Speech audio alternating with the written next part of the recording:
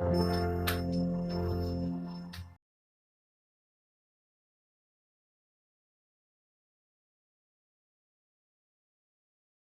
Friends, welcome back to my YouTube channel study art hub. So आज मैं आपके साथ डिस्कस करने वाली हूँ क्वेश्चन नंबर 294। जैसे कि आपको पता होगा, जिन्होंने लास्ट क्लास अटेंड की होगी, मैंने आपके साथ 293 क्वेश्चन शेयर किए थे। प्रीवियस वीडियोस अगर अभी तक आपने मिस कर दिया है, चैनल पर न्यू है, तो प्लेलिस्ट इनसे रिलेटेड मैं ऑलरेडी बना दी, प्लेलिस्ट विजिट कीजिए। इस बुक का नेम है youth competition times. Youth competition time recently presently जितने भी एमसीक्यूज क्वेश्चन एग्जाम में पुटअप किए जा चुके हैं, all India fine arts competitive exam, ऐसा नहीं है कि पर्टिकुलर एक स्टेट, इंडिया में हर एक एग्जाम के क्वेश्चन पेपर को इस बुक में क्रैक किया गया है, कैप्चर किया गया है। सो एवरीवन सभी क्वेश्चंस को बहुत अच्छे से देखिएगा। एवरी टॉपिक के 400, 500, 300 इस तरह के एमसीक्यूज क्वेश्चन हैं। चलिए फिर क्लासेस स्टार्ट करते हैं। सेशन को शेयर ज़रूर कीजिए and also like please. Question number 94 है स्क्रीन पर। आप किन दो रंगों को मिलाकर लगभग काला रंग बनाएंगे? तो ब्लैक कलर्स कौन से 2 कलर्स को मिक्स करने पर बनता है? भूरे में जब नीला मिलाएंगे तो वो काले का एक रिफ्लेक्शन शो करेगा।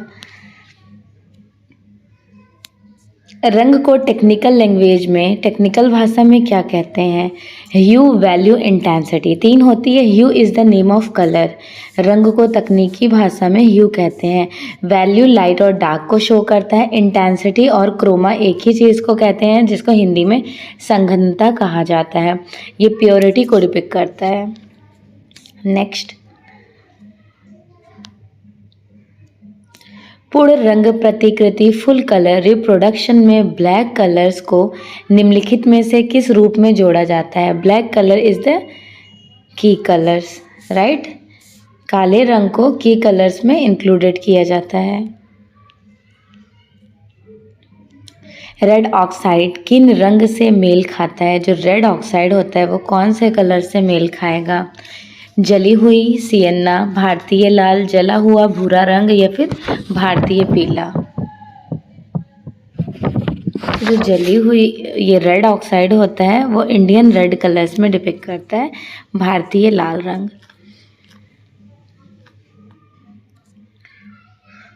उस रंग का चयन करें जो तेज गर्म रंग का हिस्सा नहीं है। Which one is not here in warm colours intensity? तो आपको पता है red, orange and yellow also warm colour, ये गर्म रंग होते हैं। But blue colour is a purity of cool, ये ठंडे रंग में इंक्लूडेड हो जाता है।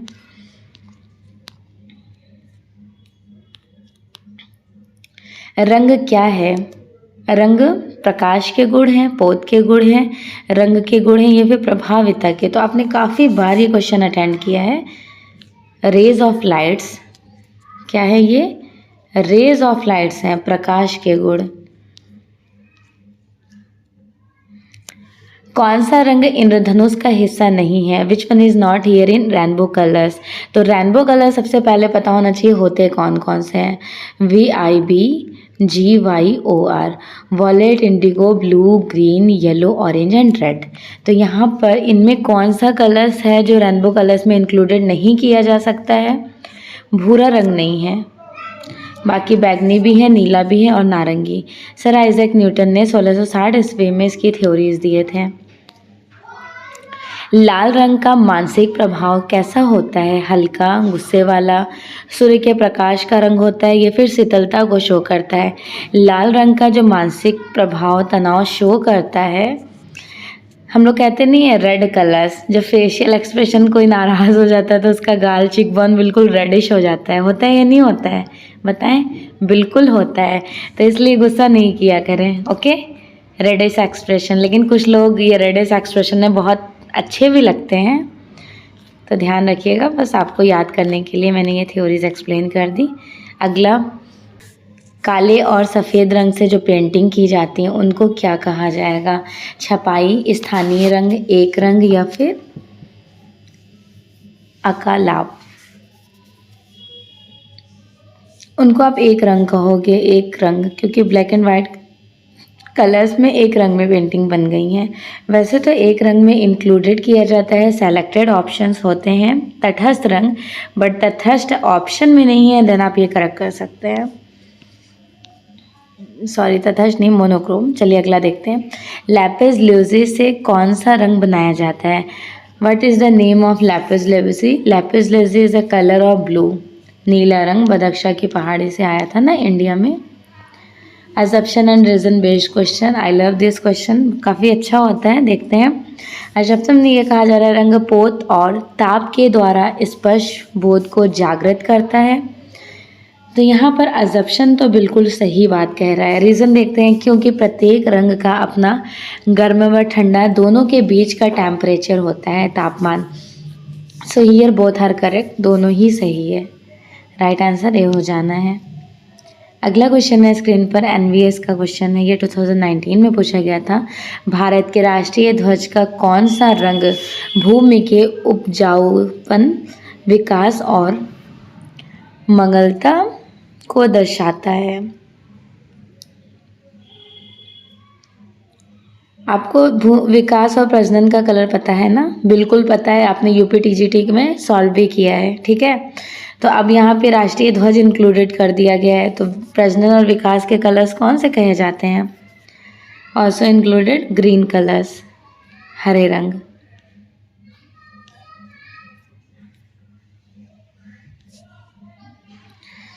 प्राइमरी कलर्स विच वन, कितनी बार एक क्वेश्चन को पूछ लिया गया है। नंबर ऑफ काउंटिंग देख लीजिए, कितने सारे एग्जाम में, केवीएस, टीजीटी, पीजीटी। तो प्राइमरी कलर्स ऑफ कोर्स सभी को पता है, रेड, येलो, ब्लू। अगर ये नहीं पता है तो फिर फाइन आर्ट्स का कोई मतलब ही नहीं है। कलर्स वगैरह पता होना चाहिए प्रैक्टिकली, आपके मतलब ब्रेन में ये सारे कलर्स फिट होने चाहिए। कोई आँख बंद करके भी आपसे पूछे कि क्या इस कलर्स के बारे में जानते हो, आप फ़ौरन से एक्सप्लेन करेंगे, जस्ट बिकॉज आप इसी फील्ड से हैं, फाइन आर्ट्स, पेंटिंग। रंगों के द्वारा संगीत, समरूप, वस्तु निरपेक्ष सौंदर्य सृजन संभव है। तो देखिए यहाँ पे असम्पशन एंड रीजन बेस्ड में असम्पशन बिल्कुल सही कह रहा है। रीजन, क्योंकि विशुद्ध सौंदर्य सृजन के लिए वस्तु सादृश्य होना आवश्यक नहीं है। बिल्कुल सही बात है। So here both are correct, both are not correct. ए अभी कथन सही है और आर दोनों सही है, क्योंकि यहाँ पे ये बात सच कही जा रही है। अगला, सामान्य व्यवहार में उनके प्रयोग के अनुसार रंगों के क्रोनोलॉजिकल सीक्वेंस को अरेंज करना है, ठीक है। तो आपको ये तो थ्योरी अच्छे से पता है, कुछ यहाँ पे बताने की ज़रूरत भी नहीं पड़ेगी मुझे। CMY के वाली थ्योरी पता है ना, सियान, मैजेंटा, येलो, ब्लैक। इनको अरेंज कीजिए, पहले नंबर पर सियान, दूसरे नंबर पर मैजेंटा, तीसरे नंबर पर येलो, चौथे नंबर पर ब्लैक। ओके, तो these one answer going on a B, third, first, second and fourth. Okay, अगला देखते हैं।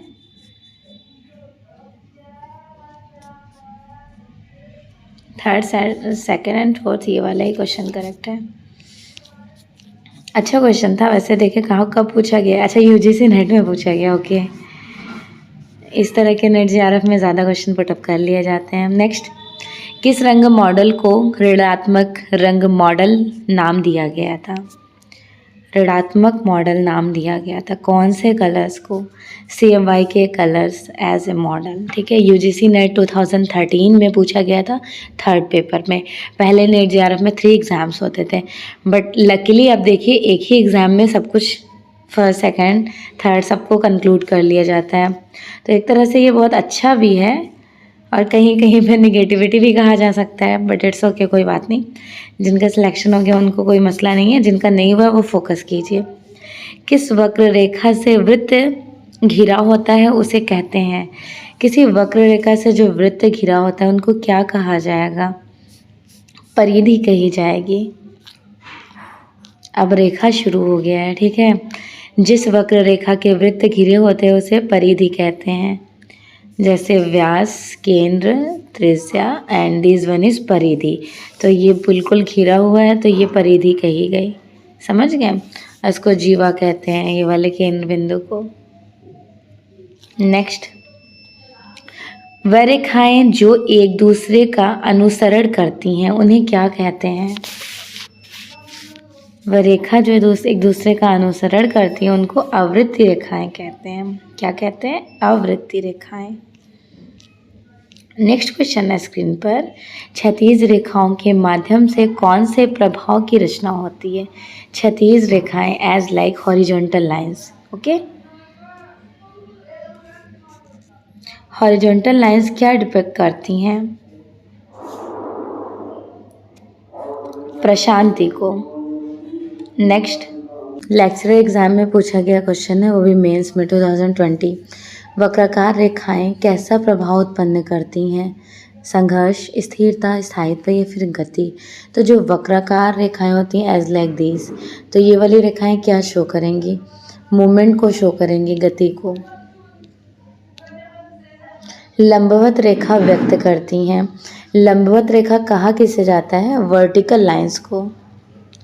अब आपको पता होना चाहिए कि वर्टिकल लाइंस होते कैसे हैं। तो जो पिलर्स होता है, अशोक स्तंभ आपने देख रखा होगा, वो लंबवत रेखाओं में ही डिपिक्ट किया गया है।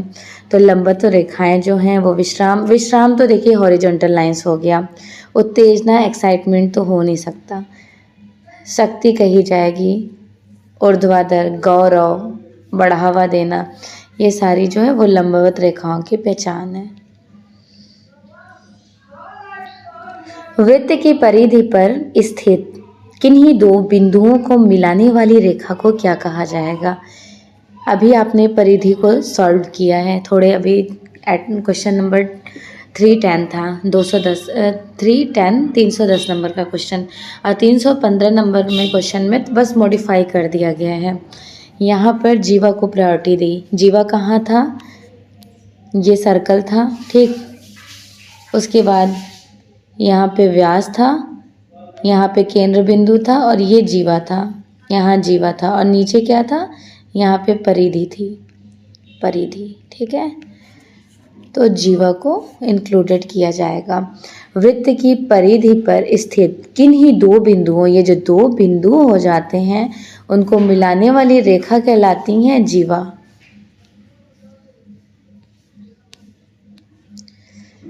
तिरछी रेखाएं किस भाव को व्यक्त करने के लिए प्रयुक्त होती हैं? तिरछी रेखाएं जिनको बोलते हैं ना डायगोनल लाइंस, तो डायगोनल लाइंस क्या शो करेंगी?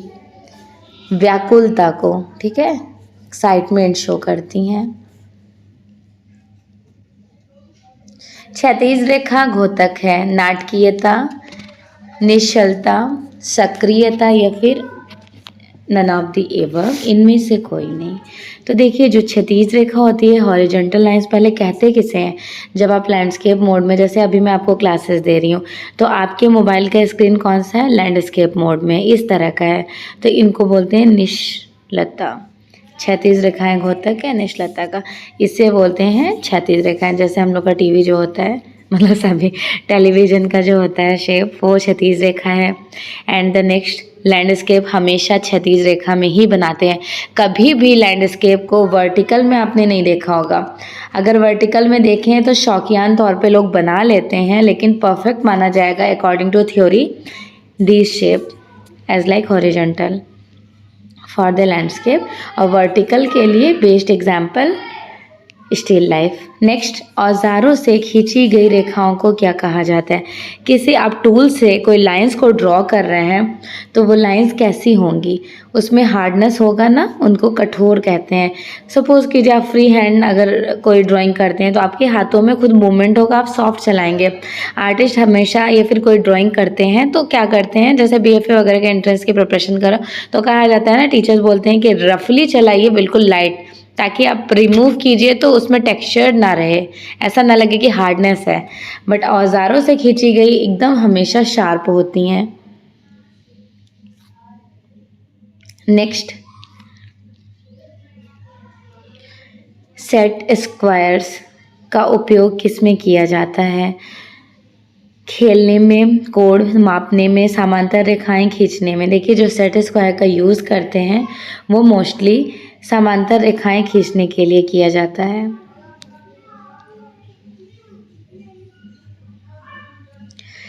4 के अधिक रेखाओं से घिरा हुआ समतल क्षेत्र क्या कहलाता है?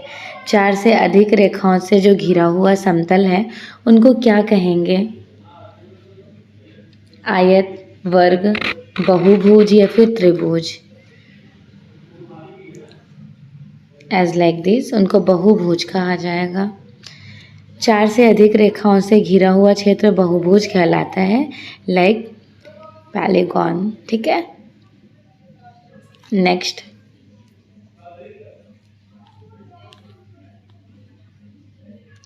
स्थिर बिंदु, जो एक डॉट्स होता है, स्थिर बिंदु को दृष्टि से मिलाने वाली रेखा को क्या कहते हैं? स्थिर बिंदु को दृष्टि से मिलाने वाली जो रेखाएं होती हैं उनको स्थिर बिंदु, दृष्टि बिंदु, क्षितिज रेखा या फिर दृष्टि रेखा क्या कहा जाएगा? उन्हें दृष्टि रेखा कहते हैं क्योंकि आप अपने दृष्टि आई से ही तो उनको कैप्चर कर रहे हैं। ठीक, अगला देखते हैं। असिस्टेंट प्रोफेसर आरपीएससी में पूछा गया क्वेश्चन है, सीधी लंबवत रेखा का प्रयोग चित्र में कौन सा भाव शो करता है? जो सीधी लंबवत रेखाएं होती हैं, एज लाइक वर्टिकल लाइंस, ये वाली लाइंस वर्टिकल लाइंस है जो लंबी होती हैं, पिलर्स। तो लंबी रेखाएं मोस्ट ऑफ द टाइम स्थायित्व का प्रतीक होती हैं। एक चित्र में क्षितिज रेखाएं क्या दर्शाती हैं? कोई पेंटिंग्स है उसमें हॉरिजॉन्टल लाइंस क्या शो करेंगी? व्याकुलता, शांति, गति या फिर स्थिरता? क्षितिज रेखाएं मोस्टली पीसफुल शो करती हैं, शांति। आप कोई लैंडस्केप को ही देख लीजिए, प्राकृतिक दृश्य को, तो कितना सुकून लगता है।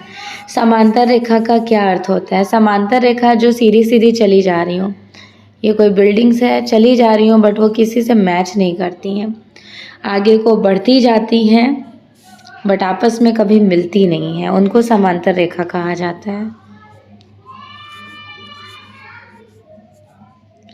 एक कोण त्रिभुज की लंबभुजा को अक्ष बनाकर घूर्णन करने से क्या बनता है? घूर्णन करने से क्या बन जाएगा? शंकु बन जाएगा। This one is this best example of this।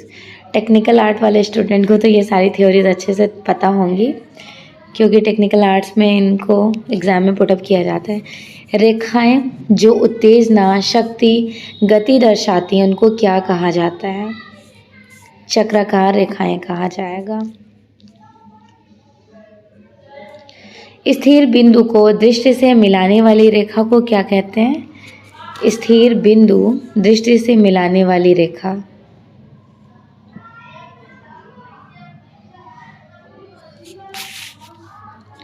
Same question repeated, दृष्टि रेखा कहा जाएगा। एक वृत्त के व्यास और उसकी त्रिज्या में अनुपात कितना होगा?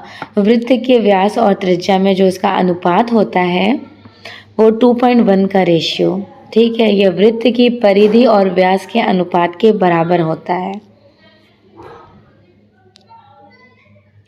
परस्पर दो बिंदुओं के बीच की दूरी को क्या कहते हैं? ये एक डॉट है, ये एक डॉट है, इसका जो डिस्टेंस है और वो भी अपने आँखों के आप हेल्प से आई पॉइंट से कैप्चर करेंगे तो उनको क्या कहा जाएगा? ऑफ कोर्स उनको लाइन्स ही तो कहेंगे, बट कौन सी लाइन ये भी याद रखिएगा, इम्प्लाइड लाइन। इम्प्लाइड मीन्स होता है खाली, तो इम्प्लाइड लाइंस कहा जाएगा इंग्लिश में, खाली। और इनको आंखों से मिला दीजिए, आप पेंसिल का यूज़ ना कीजिए। अगला देखते हैं, क्षैतिज रेखाएं किस प्रकार का भाव उत्पन्न करती हैं? क्षैतिज रेखाएं एज लाइक क्या कहा जाएगा? Horizontal line. विश्राम, शांति तथा निष्क्रियता का प्रतीक है। रिपीटेड क्वेश्चन 3 टाइम्स रिपीट हुआ है, आप देख भी रहे होंगे।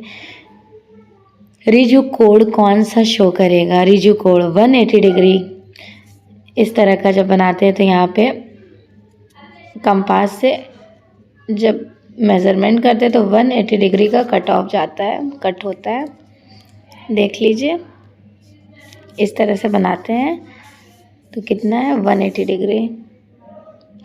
ये सीधा कोण विपरीत दिशा को इंगित करने के लिए दिशा बदलता है। नेक्स्ट, निम्नलिखित में से कौन सा स्टेटमेंट यहाँ पर इनकरेक्ट है? तो आपको निगेटिविटी में इनकरेक्ट वाला सेलेक्ट करना है। ठीक है, पहले में क्या कहा जा रहा है?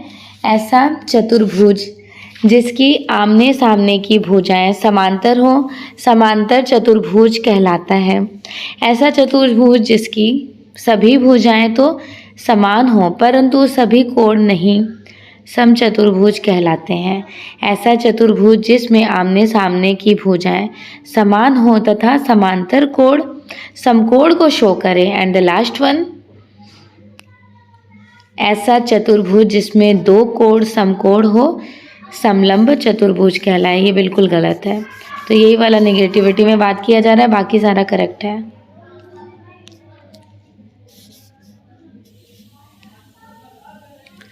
एक आकृति के किनारे को क्या कहा जा सकता है? आकृति है, कोई भी आकृति XYZ, कोई फिगरेटिव फॉर्म ही ले लीजिए, आकृति है, उसके किनारे को क्या कहा जाएगा? आउटलाइन, आउटलाइन कहेंगे ना, बाह्य रेखा। राइट, अगला देखते हैं, रेखाओं के कितने प्रकार होते हैं? How many types of liner expression? खड़ी रेखाएं, सीधी, पड़ी रेखाएं, चक्राकार या फिर चक्राकार रेखाएं, या सभी? तो ऑफकोर्स आप सभी को पता है कि ऑल ऑफ द एबव, इनमें से सभी हो जाएगा। रेखा 8 प्रकार की होती है, रेखा के प्रवाह 7। दो बिंदुओं के बीच की दूरी distance between 2 points is called lines. देखिए, कभी कभी एग्जामिनर अच्छा भी क्वेश्चन देते हैं और मॉडिफाई करके क्वेश्चन पेपर बनाते हैं, इजी विद डिफिकल्ट। नेक्स्ट, चित्र के लिए सबसे महत्वपूर्ण घटक कौन सा कहा जाएगा? पेंटिंग्स के लिए सबसे महत्वपूर्ण घटक एक अच्छा और कागज़ और कलम होना चाहिए, अच्छा दृश्य, अच्छा संयोजन या फिर अच्छा रेखांकन। आप एक बात बताइए, आपको फॉर एग्जांपल मैंने पेंटिंग का डेमोन्स्ट्रेशन दिया, पेपर, कैनवास, अदर्स मटेरियल को आप साइड कीजिए। सबसे ज़्यादा मेनली इम्पॉर्टेंट होता है कि एक अच्छी लाइन्स होनी चाहिए उसमें। ठीक है, एक सेकंड, लाइन कैसे हो सकता है, सॉरी, एक अच्छा कॉम्पोजिशन होना चाहिए, संयोजन, इसमें गलत राइट करा दिया गया है। अच्छा रेखांकन हम नहीं करेक्ट कराएंगे, इसलिए क्योंकि चित्र के लिए सबसे महत्वपूर्ण घटक होता है एक अच्छा कॉम्पोजिशन। फॉर एग्जांपल, मैंने आपके लिए कोई पेंटिंग गिफ्ट किया आपको, ठीक, तो उस पेंटिंग में मैं यही तो सोचूंगी कि आपको कुछ ऐसा कॉम्पोजिशन ऐड करूँ जो आपके लाइफ से कनेक्टेड हो। तो आर्टिस्ट जब भी कोई पेंटिंग्स को क्रिएट करते हैं तो उसमें फोकस करते हैं एक परफेक्ट कॉम्पोजिशन। नो डाउट, रेखांकन बिल्कुल सही बात है, बट रेखांकन most of the time use नहीं होता है। एब्स्ट्रैक्शन में आप यूज़ नहीं कर सकते हैं और भी काफ़ी चीज़ों में नहीं यूज़ कर सकते हैं, और यहाँ पे पेंटिंग्स कैप्चर की गई हैं, तो मैं यहाँ पे सी करेक्ट कराऊंगी। According to my perception and my theoretical knowledge also included painting knowledge, मैं यहाँ पर सी करेक्ट करा रही हूँ। और जिनको डी लगता है तो कमेंट सेक्शन में बताइएगा मुझे कि आपको डी क्यों लग रहा है। अगर आप यहाँ से सिर्फ पढ़ रहे हैं तो कुछ मिसप्रिंट भी है इस बुक में। अगला क्वेश्चन देखते हैं, इसलिए मैं इतना श्योर हूँ क्योंकि मैंने आपको प्रॉपर थ्योरीज एक्सप्लेन कर दी और साथ के साथ प्रैक्टिकल इन्फॉर्मेशन। रेखाएं जो उत्तेजना, शक्ति और गति को दर्शाती हैं। अगर उस क्वेश्चन में पेंटिंग्स चित्र नहीं पूछा जाता, रेखांकन पूछ लिया जाता, तब आप करेक्ट कर सकते थे रेखाएं, लेकिन वहाँ पे पर्टिकुलर मेंशन था पेंटिंग। रेखाएं जो उत्तेजना, शक्ति और गति को शो करती हैं वो कौन सी कहलाई जाएंगी? वक्राकार रेखाएं। As like these one, spiral lines भी कहते हैं। नहीं, ये तो मोमेंटेबल लाइन है, सॉरी, मोमेंटेबल। स्पायरल लाइंस ये वाला होता है जो नोटबुक आजकल मार्केट में मिल रहा है, उसके यहाँ स्पायरल लाइंस का यूज़ किया जाता है। ठीक, अगला देखते हैं, किसी वस्तु, व्यक्ति या क्षेत्र को जिसे बाहरी रेखाओं से प्रस्तुत किया जाता है उसे क्या कहते हैं? वस्तु, व्यक्ति और क्षेत्र, उसका जो बाहरी शेप होगा उसको क्या डिपिक्ट किया जाएगा? एक आकार ही तो कहेंगे, फॉर्म, एज लाइक। नेक्स्ट, एक लयबद्ध रेखाएं, लयबद्ध एज लाइक जिसमें मूवमेंट हो, तो मूवमेंट आपको कौन से लाइंस में शो होंगी? सीधी लाइन में बिल्कुल मूवमेंट नहीं है, क्षैतिज लाइन में, ये वाला क्षैतिज लाइन है इसमें भी मूवमेंट नहीं है, सीधी लाइन में मूवमेंट नहीं है, और जो घुमावदार होती हैं उसमें मूवमेंट शो होता है कि नहीं? बिल्कुल होता है। तो यहाँ राइट आंसर हो जाएगा सी। पता है, जब आप लोगों की मैं क्लासेस लेती हूँ तो मुझे ऐसा लगता है ना, अपना माइंड को मैं इस तरह से रिकॉल करती हूँ कि मैं आप लोगों को पढ़ा तो रही हूँ, साथ के साथ मेरी पेंटिंग्स भी बन रही है, क्योंकि आई लव पेंटिंग। मुझे पेंटिंग से बहुत ज़्यादा, एक होता है क्यूरियोसिटी, चाहत, इतना ज़्यादा है कि जितना भी कहूँ कम है। एक पेंटिंग बनाए बिना तो मुझे नींद नहीं आएगी, ऐसे वाला आदत हो गया है, हैबिचुअल। नेक्स्ट देखिए, निम्नलिखित में से कौन सा कथन यहाँ पर करेक्ट है? अब तो खैर जब से थ्योरी पोर्शन आप लोगों को पढ़ाने लगी हूँ, बहुत कम पेंटिंग ही कर पाती हूँ। हाँ, जब ऑर्डर वगैरह आता है तो उसके अकॉर्डिंग पेंटिंग करती हूँ, व्यूवर्स के डिमांड के अकॉर्डिंग। लेकिन हाँ, पहले बहुत ज़्यादा करती थी, अब क्या करती हूँ, व्यूवर्स को जो पेंटिंग्स पसंद होती हैं, वो जो कहते हैं, उनके डिमांड के अकॉर्डिंग बनाती हूँ। तो जल्दी बताइए यहाँ पे राइट आंसर कौन सा नहीं है? इनकरेक्ट पूछा जा रहा है। एक त्रिभुज जिसका एक कोण समकोण होता है, समकोण त्रिभुज, ये सही है। एक समबाहु त्रिभुज सदैव एक न्यून कोण त्रिभुज होता है, ये भी बिल्कुल सही बात कहा जा रहा है। त्रिभुज जिसके सभी तीनों कोण अधिक कोण होते हैं, सभी तीनों कोण, फिर अधिक कोण कहाँ होते हैं? तीन ही तो होते हैं, तो ये गलत है।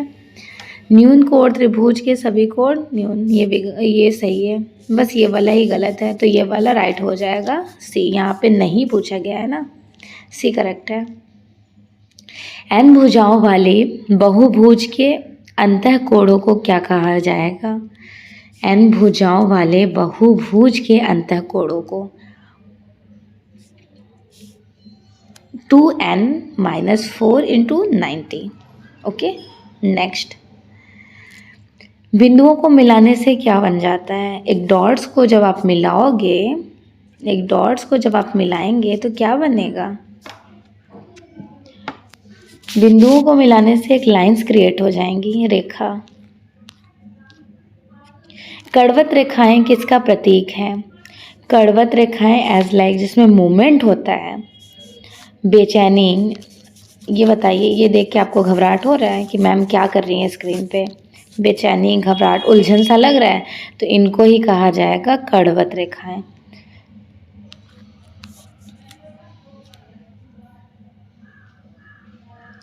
कोणीय रेखाएं किस भाव को शो करती हैं? कोणीय रेखाएं शांति, आकांक्षा, व्याकुलता या फिर शक्ति? व्याकुलता को, ठीक है, व्याकुलता को शो करेंगी कोणीय रेखाएं। वृत्त के केंद्र पर कोण बनता है कितने डिग्री सेल्सियस का? वृत्त के कोण पर 360 डिग्री सेल्सियस का कोण बनता है।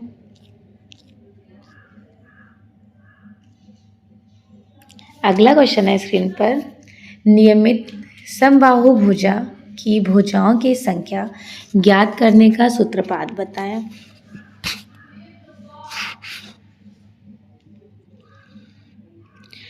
सेम क्वेश्चन है, बस मॉडिफाई कर दिया गया है, 360 डिग्री बाह्य कोण। समबाहु भुज की भुजाओं की संख्या ज्ञात करने का सूत्र है 360 बाह्य कोण। नेक्स्ट, बिंदु 2 या फिर 3 की एक्स अक्ष पर कितनी दूरी होती है? 3 दूरियां होती हैं। देख लीजिए डायग्राम, जिससे आपका स्टेटमेंट क्लियर हो जाएगा। First, second and third. यहाँ पर देखिए फर्स्ट, सेकंड एंड थर्ड, ठीक, 3 दूरियां होती हैं। ये देख के कुछ याद आया? मैथमेटिकल फिजिक्स में भी आपने पढ़ा होगा 11th-12th में। एक बहुभुज का बाह्य कोणों का योग कितना होना चाहिए? 360 डिग्री। निम्नलिखित में से चक्राकार रेखाएं कौन से एक्सप्रेशन को शो करती हैं? चक्राकार एज लाइक मोमेंटेबल लाइंस जो होती हैं, वो क्या शो करेंगी? गति को शो करेंगी। Assumption and reason based question है। कथन में कहा जा रहा है कि रेखा और वॉश दोनों वॉश पेंटिंग में महत्वपूर्ण है। देखिए वॉश पेंटिंग में लाइंस के साथ ही साथ रेखा का, कलर्स के साथ साथ लाइंस का यूज़ होना बहुत ज़रूरी है। बिल्कुल सही बात है। संपूर्ण दृश्य अथवा बारीकियों का चित्रांकन हेतु रेखा का उपयोग नहीं किया जाता। क्यों नहीं किया जाता भाई? किया जाता है। बिल्कुल गलत बात है। तो जो भी पेंटिंग करते हैं उनको तो इन सारे क्वेश्चन में ज़्यादा दिमाग भी नहीं लगाना पड़ता होगा, बस वो देखते होंगे फ़ौरन से ही उनका आंसर क्लेरिफाई हो जाता होगा, क्योंकि ये सारे क्वेश्चन क्या है, प्रैक्टिकल बेस्ड क्वेश्चन है, राइट। तो यहाँ पर ए सही है और आर गलत है। एक त्रिभुज जिसमें सभी कोण समान होते हैं वह क्या कहलाते हैं? एक त्रिभुज में सभी कोण समान होते हैं उनको क्या कहा जाएगा? समबाहु त्रिभुज, समद्विबाहु त्रिभुज, विषमबाहु या फिर समकोण? तो उनको समबाहु त्रिभुज कहा जाएगा। नेक्स्ट, सत्य कथन, विच one is right in here? कौन सा सही है? वर्ग के चारों ओर भुजाएं बराबर होती हैं तथा उसके विकर्ण असमान होते हैं। बिल्कुल सही बात, सत्य कथन चुनना है ना, तो ये बिल्कुल गलत हो रहा है। आयत की आमने सामने की भुजाएं बराबर होती हैं, कहाँ बराबर होती हैं? थर्ड, समचतुर्भुज की चारों भुजाएं बराबर होती हैं, ये बात सच है। चतुर्भुज के सामने आमने की भुजाएं सदैव बराबर, ये भी गलत है। तो यहाँ पर करेक्ट कौन सा जाएगा? सत्य कथन का चयन, समचतुर्भुज की चारों ओर की भुजाएं बराबर, सी को करेक्ट करना है। ओके, चलिए अगला क्वेश्चन देखते हैं। निम्नलिखित में से कौन सा स्टेटमेंट सही नहीं है? Which one is not here in correct? बिंदु उस चिन्ह को कहते हैं जिसका आकार नहीं होता। सही बात है, गलत कथन को चुनना है। रेखा दोनों दिशा में असममित हो सकती हैं, बिल्कुल। रेखा खंड दो बिंदुओं के मध्य रेखा का एक हिस्सा होता है, ये भी बिल्कुल सही है। रेखा खंड दो बिंदुओं के मध्य के अधिकतम दूरी को प्रकट करती हैं। रेखा खंड मेंशन कर दिया गया, तो ये स्टेटमेंट रॉन्ग है, ये सही नहीं है। दो बिंदुओं के बीच की दूरी क्या कहलाएंगी? Of course distance between 2 points is called lines. Next, निम्न में से भारतीय अलंकरण की प्राचीन विशेषताएं, एक सबसे प्राचीन विशेषताएं कौन सी कही जाएंगी? वर्ण, रेखा, लय या फिर आकृति? तो उनको आप रेखा कहोगे। ओके, नेक्स्ट, चित्र में कड़वत रेखाएं क्या शो करेंगी? अभी ये क्वेश्चन आपने एज इट इज सॉल्व किया है। व्याकुलता, बेचैनी। भारतीय चित्रकला का मूल फॉर्म जो है वो रेखा है। Without lines all is blind, ये वाला स्टेटमेंट आप अप्लाई कर सकते हैं, क्योंकि हर एक चीज़ में रेखा है, हर एक चीज़ में, हर सारे ऑब्जेक्ट्स में, सारे आर्टिकल्स में, आपके आसपास में जितने भी ऑब्जेक्ट्स होंगे, आर्टिकल्स होंगे, उसमें सब चीज़ में आपको लाइन शो करेंगी। चित्रकला में अधिक किसका महत्व होता है? सबसे ज़्यादा रोल होता है लाइंस का। एक सेकेंड, चित्रकला में सबसे अधिक महत्व, इस क्वेश्चन में देखिए कई बार रेखा रंग भी कराया गया, कई बार रेखा भी। तो यहाँ पर आप एग्जामिनर के अकॉर्डिंग क्वेश्चन को करेक्ट कीजिएगा। चित्रकला में सबसे ज़्यादा रोल कलर्स का होता है। अगर पूछा जाता है कि रेखांकन में सबसे ज़्यादा रोल किसका होता है, तो फिर ऑफकोर्स रेखा का होता है। लेकिन हाँ, एक तरह से देखा जाए, whole over the object every object multi colours के होते हैं और सब में लाइंस शो की जाती हैं। तो एग्जामिनर के अकॉर्डिंग वैसे यहाँ पे करेक्ट कराया गया है, ठीक है। तो इन सारे क्वेश्चन में आप देखिएगा कि एग्जामिनर क्या किस क्वेश्चन को राइट करा रहे हैं। ये वही सारे विवादित क्वेश्चन हो जाते हैं कि आर्टिस्ट या फिर आप लोग अपने अकॉर्डिंग परसेप्शन राइट लगाते हैं, एग्जामिनर अपने अकॉर्डिंग करेक्ट करा देते हैं। चित्र में रेखा जो होती हैं आकृति को रूप देती हैं, प्रभाव उत्पन्न करती हैं और चित्र को उभारती हैं। So here all of the above, इनमें से सभी। नेक्स्ट, रेखाओं की प्रकृति को मनोवैज्ञानिक प्रभाव से सुमेलित करें। चलिए फिर मैच कराते हैं। आई थिंक ये यूजीसी नेट में पूछा गया क्वेश्चन है। सहजता किसको शो करेगा? सहजता वर्तुल रेखाएं, वर्तुलाकार रेखाएं, ये वाला हो जाएगा। अगला डिस्टेंस शो करेगा हॉरिजॉन्टल लाइंस के थ्रू, ये वाला है हॉरिजॉन्टल लाइंस। ओके। अगला ऊंचाई और शक्ति को कौन सा शो करेगा? वर्टिकल लाइंस, ऊर्ध्वाधर रेखाएं, ये वाली लाइंस होती हैं। और लास्ट है झंझावात तथा तनाव उलझी हुई रेखाएं, ये वाली रेखाएं हैं। क्लियर? अच्छे से समझ आ गया? तो यहाँ पे राइट आंसर कौन सा हो जाना है? चलिए फिर देखते हैं।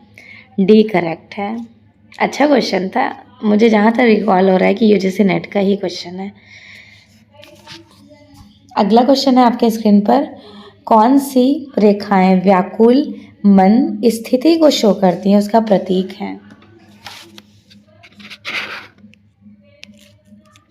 कर्णवत रेखाएं। कला की परिभाषित शब्दावली में निरंतर गति बिंदु के प्रयोग को किस रूप में स्वीकार किया गया है?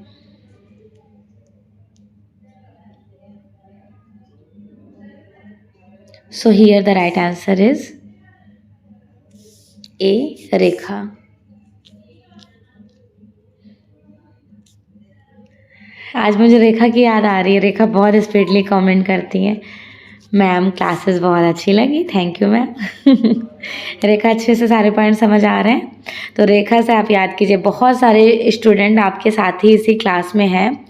रेखा हो गए और भी जैसे विजय और लक्ष्मी, अनुपम, तो ये सारे लोग आर्टिस्ट हैं। रेखा लाइंस हैं। तो आप लोग एक दूसरे अपने फ्रेंड से भी बहुत सारी चीज़ें उनके नाम से याद कर सकते हैं। सीधी, घुमावदार, जिग-जैग, सीधी ये वाली रेखाएं होती हैं, घुमावदार ये वाली होती हैं, जिग-जैग ये वाली लाइंस होती हैं, विकर्ण वाली ये वाली होती हैं, क्षितिज ये वाली लाइन होती हैं। तो इन सभी शब्द को किस तत्व में वर्णित किया जाता है? इंक्लूडेड इन लाइंस, रेखा में इंक्लूड करते हैं। कर्णवत रेखाएं क्या प्रतीक करती हैं, शो करती हैं? कर्णवत रेखाएं शांति, बेचैनी, प्रशांत या फिर माधुर्य। ऑफ कोर्स कर्णवत रेखाएं आपको क्या शो करेंगी, बताइए? जिसमें कर्ण होगा वो आपको क्या शो करेंगी? उलझन, बेचैनी, घबराहट, ठीक है, तो बेचैनी शो करती हैं। एक गतिशील बिंदु का अंतर्हीन प्रयोग को क्या कहेंगे? गतिशील बिंदु के अंतर्हीन प्रयोग को कहा जाता है लाइंस, रेखा। Assumption and reason based question है। रेखांकन समस्त दृश्य कलाओं का आधारभूत घटक है, ये बिल्कुल करेक्ट है। अगला, क्योंकि इसके बिना रूप और छवि को क्रिएट नहीं किया जा सकता, दोनों सही है। कला की भाषा में निरंतर गतिशील बिंदु का प्रयोग को किसके रूप में स्वीकार किया जाता है? आरपीएससी में पूछा गया क्वेश्चन है। लाइंस में रेखा। दो बिंदुओं के बीच बनने वाली रेखा कितने डिग्री कोण में इंक्लूडेड की जाएंगी? 180 डिग्री में, 180 degree, as like this one, ठीक है, यही वाला है।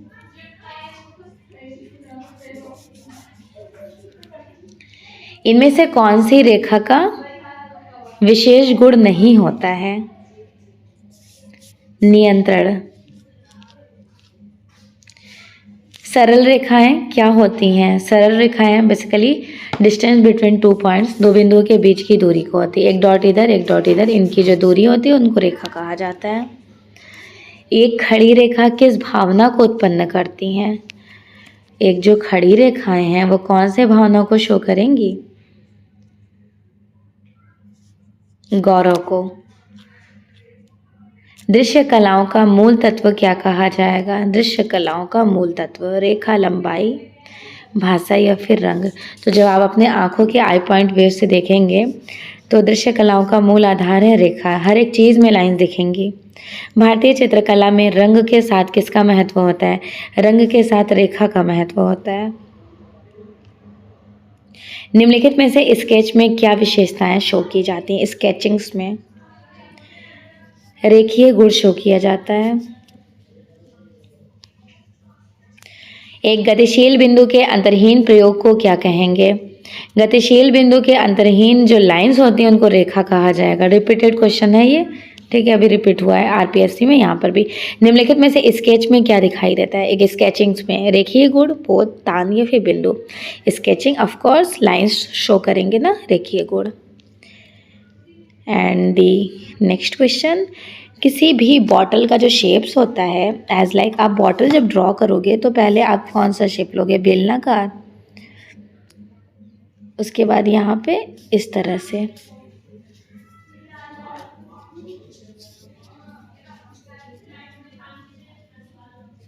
तो किसका रोल हुआ यहाँ पर? बेलन शेप का। So finally congratulations everyone. आज की क्लास में आपका फंडामेंटल्स ऑफ आर्ट कंप्लीट हो चुका है, वो भी तत्वों के सिद्धांत, ठीक है। आज की क्लास में आपने कौन सा, मतलब आपको 4 या 5 डेज़ की क्लास रही थी, जिनमें से आपका टोटल 377 क्वेश्चन थे। अब आप कमेंट सेक्शन में ज़रूर बताइएगा कि इन 377 क्वेश्चन में आपका कितना क्वेश्चन करेक्ट हुआ। अब अगले क्लास में मैं आपके साथ डिस्कस करूँगी प्रिंसिपल ऑफ आर्ट।